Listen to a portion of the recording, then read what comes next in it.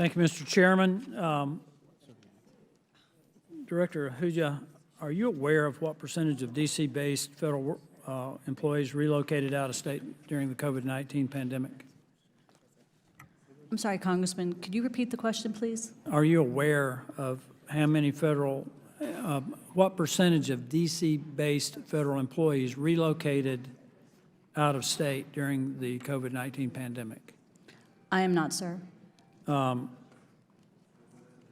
Are you aware of what percentage of DC-based federal workers are currently teleworking out of state? Do you keep up with that? Do you know where your people are?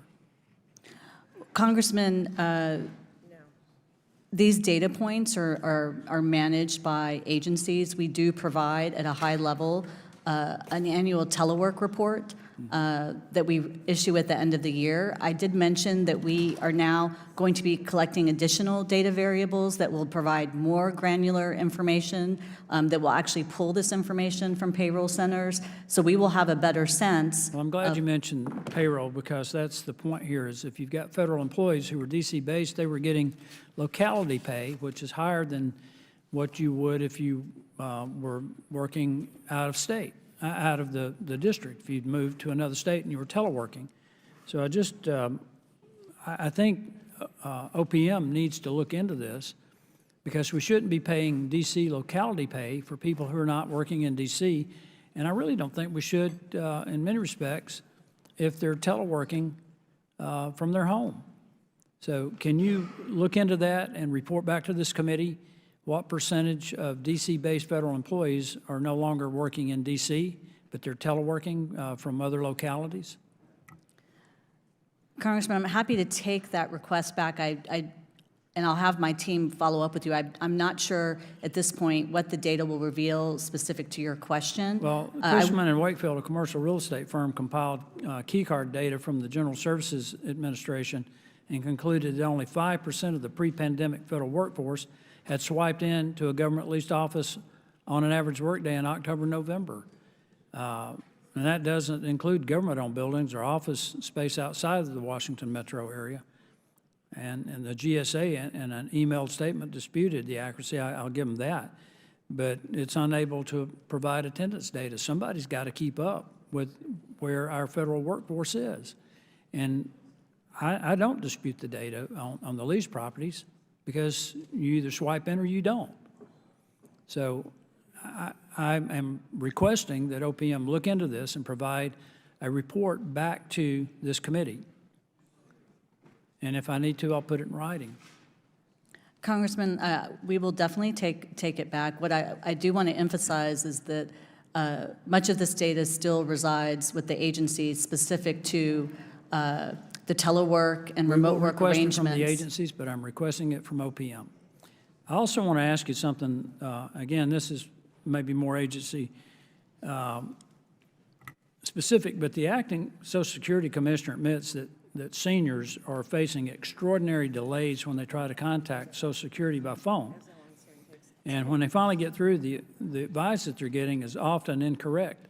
And I think this might, again, be a problem with telework, because I've worked in offices before. I've worked for a couple of international engineering firms, and when I had a question about something, I could go to another office or to the cubicle next to me to get an answer. But when you're teleworking, you can't always get that answer. I might not be able to get that person on the phone in a timely manner. And you've got people who are depending on not only getting an answer in a timely manner, and many of these people are in their 80s maybe or older, they're getting inaccurate information. And I want to know if OPM is concerned about that. And again, I think a lot of it could be not just the incompetence of the employee. I think it may be that they're not in a position where they can get the information that they need in a timely manner. It's gotten to a point where they're making mistakes and overpaying some of these benefits. And if that happens, if the individual who's depending on the monthly check can't pay it back, the Social Security agency just stops sending the checks. That's a huge problem. We need to look out for our seniors, and I think this conversion to telework may be a big part of this problem. What is your response to that?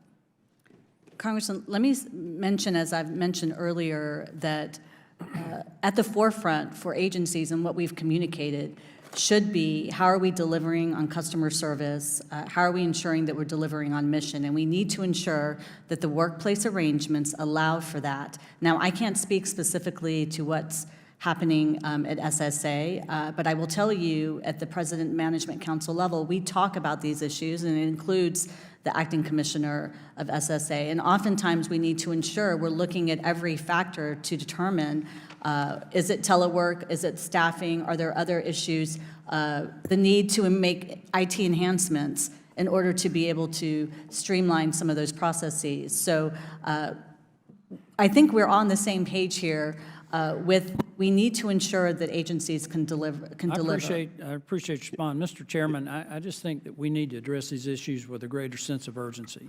There are a lot of people depending on the federal government, particularly senior citizens and others, as have been mentioned here. So, Mr. Chairman, I look forward to getting their response to my request and to us maybe looking into this Absolutely. deeper. I yield back. Absolutely. Gentleman yields back. Chair